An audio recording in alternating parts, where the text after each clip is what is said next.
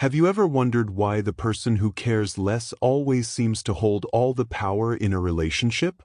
Why does the one who's willing to walk away get chased, while the one who stays loyal gets taken for granted? Why do narcissists and players seem to attract endless attention while genuine, caring people struggle to find lasting love? You're about to discover a disturbing truth about human psychology that explains why the wrong people often win in love, business, and life, and more importantly, how you can level the playing field without losing your soul. Picture Sarah, a successful marketing executive.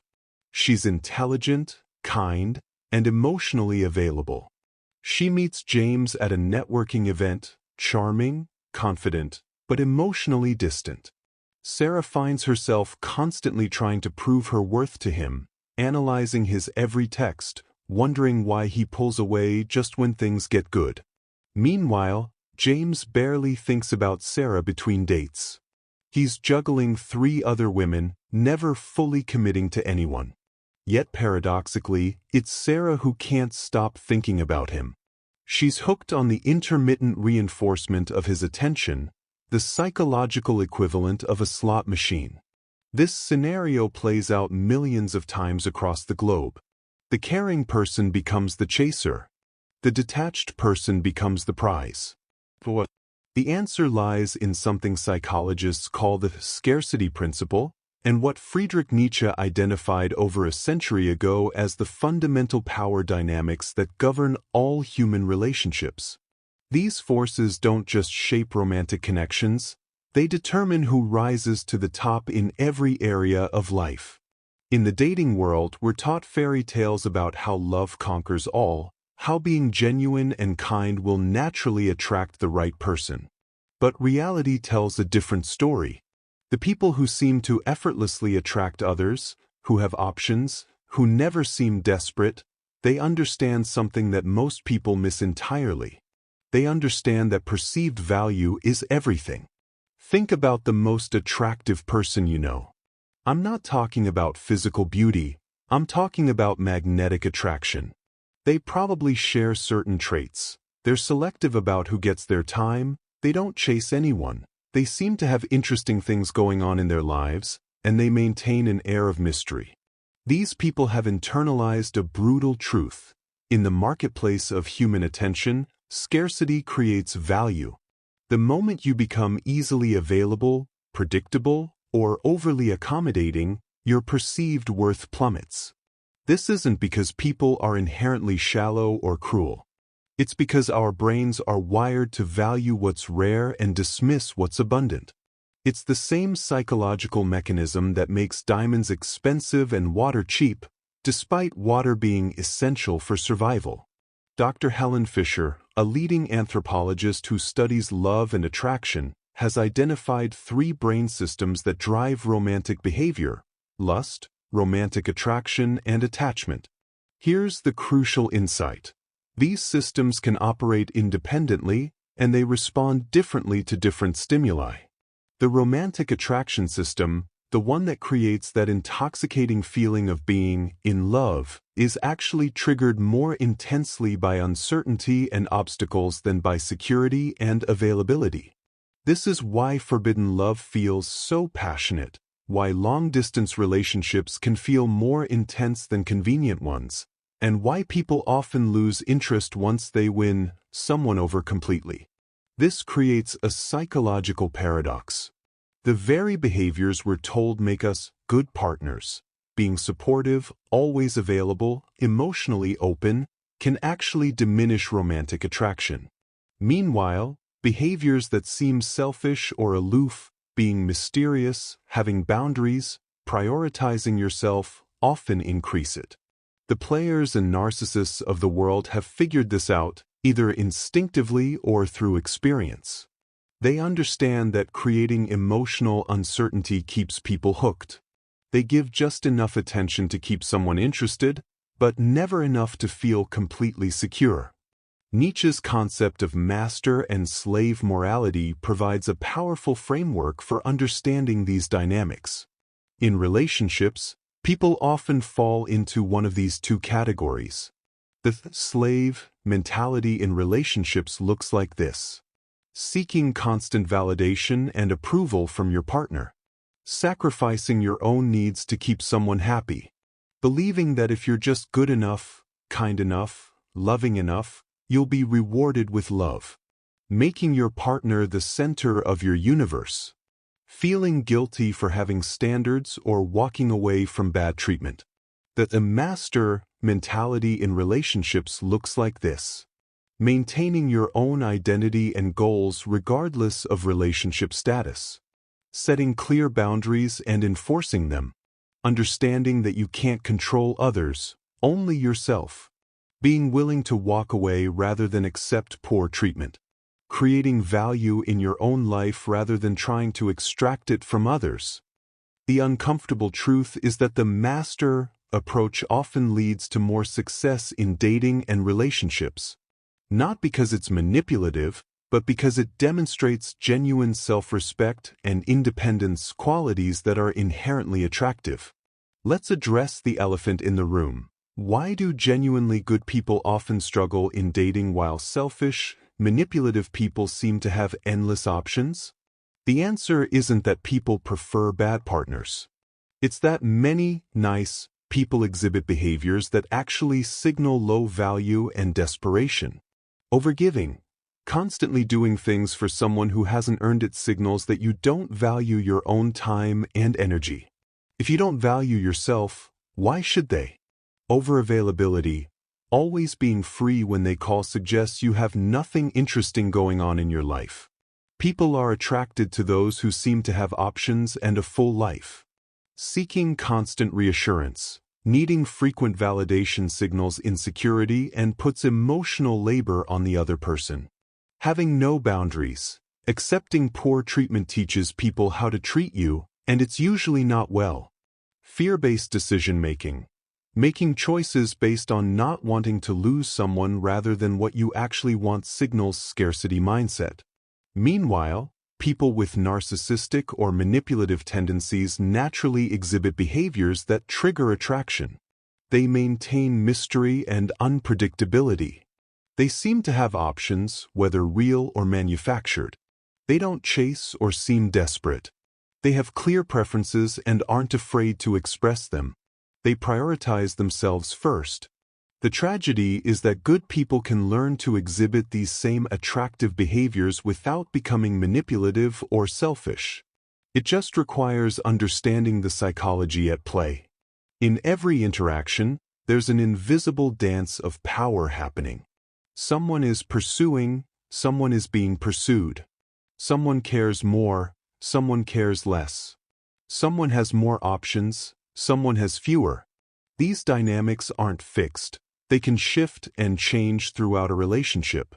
But understanding them is crucial because they determine everything from who initiates contact to who makes decisions to who ends up getting hurt. Consider the concept of frame control from psychology. The person who controls the frame of an interaction, who sets the tone, the pace, the rules, tends to have the power.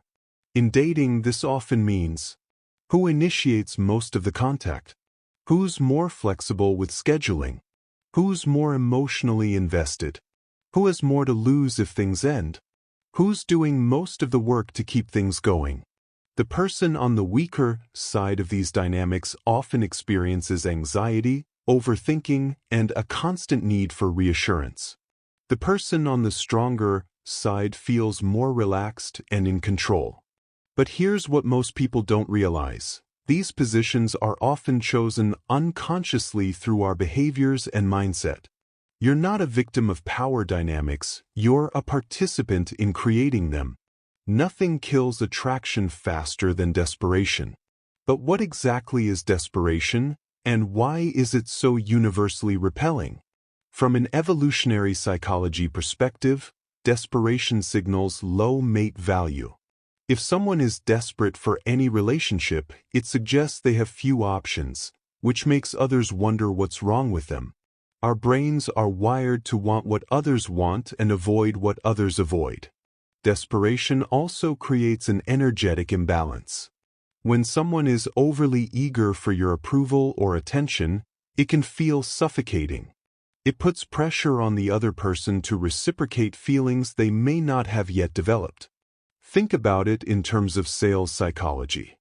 The salesperson who seems like they desperately need you to buy immediately makes you want to run. The one who seems genuinely helpful but indifferent to whether you buy makes you more likely to purchase.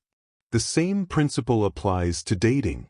The person who seems like they need you to complete their life feels heavy. The person who would enjoy your company but is perfectly fine without you feels light and attractive. This doesn't mean you should become cold or manipulative. It means developing what psychologists call secure attachment, the ability to connect deeply with others while maintaining your sense of self. Strategic detachment looks like emotional regulation, not letting your mood depend entirely on how someone else treats you. Having multiple sources of fulfillment and validation. Outcome independence.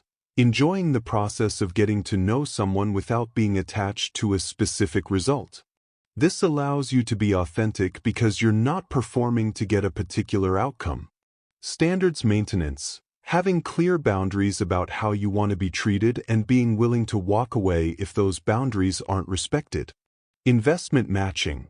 Giving your energy in proportion to what you receive. Not trying to win someone over through excessive giving. Timeline patience. Understanding that attraction and love develop at their own pace and can't be forced or rushed. Nietzsche's concept of the Übermensch, the person who creates their own values rather than accepting society's moral framework, has profound implications for modern dating. Most people in relationships are followers. They do what they think they're supposed to do, say what they think they're supposed to say, and follow relationship scripts they learned from movies, friends, or family. The relationship Übermensch creates their own rules based on their authentic values and desires. They define their own worth rather than letting others determine it. Their self-esteem isn't dependent on being in a relationship or being validated by a specific person. They choose their battles. Not every disagreement needs to be resolved. Not every text needs to be answered immediately. Not every social expectation needs to be met. They prioritize authenticity over approval. They'd rather be alone than pretend to be someone they're not for the sake of keeping someone around. They understand that love is a choice, not just a feeling. They choose partners who choose them back, rather than trying to convince someone to love them. They create value rather than trying to extract it. They focus on becoming the kind of person they'd want to date rather than finding someone to complete them. Here's where things get complex. While emotional unavailability can create attraction in the short term, real intimacy requires vulnerability. The most successful people in relationships understand how to be selectively vulnerable, open, and authentic with people who've earned that access, while maintaining boundaries with those who haven't. This requires emotional intelligence and timing. Share too much too soon, and you can overwhelm someone. Share too little for too long, and you prevent real connection from forming. The key is reciprocal vulnerability, matching the level of openness the other person shows. If someone shares something personal with you, it's appropriate to share something similar back. If someone is emotionally distant, don't try to force intimacy by oversharing. Many of the people who seem most successful at attracting others are actually playing a very short game.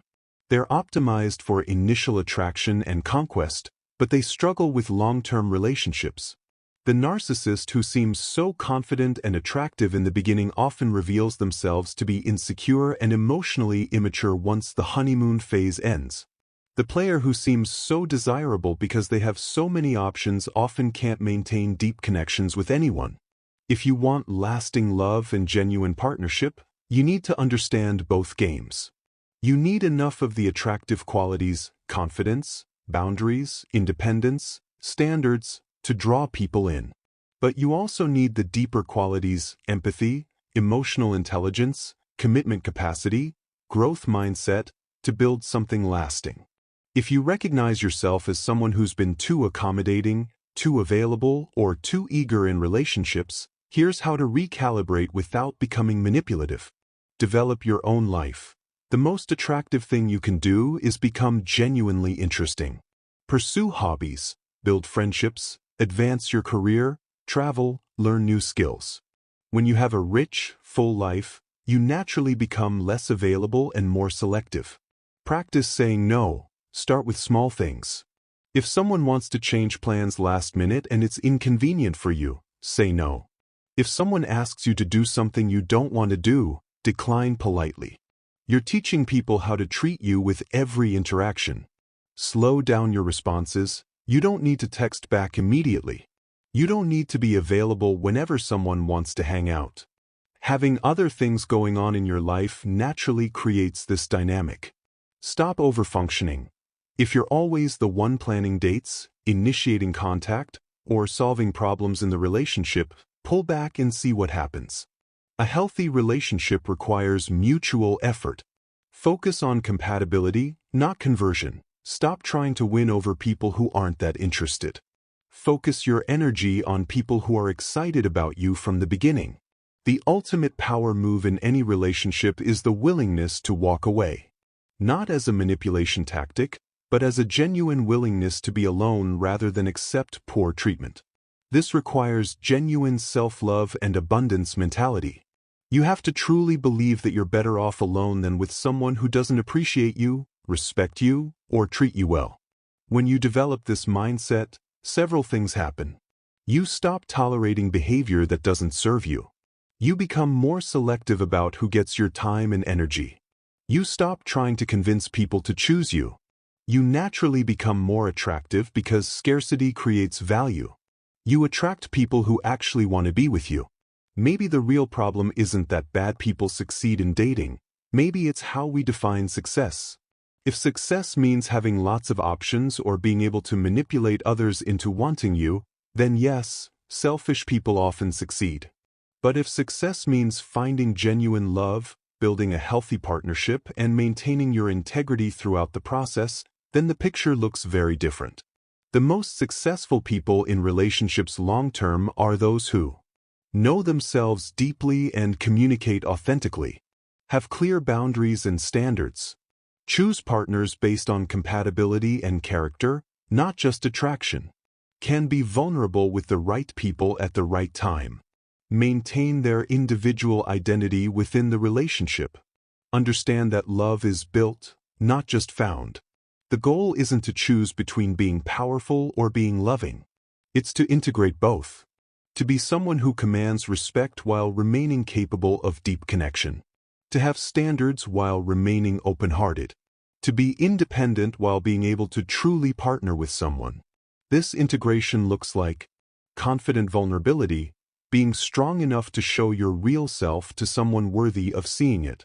Selective generosity, giving your time, energy, and love to people who value and reciprocate it.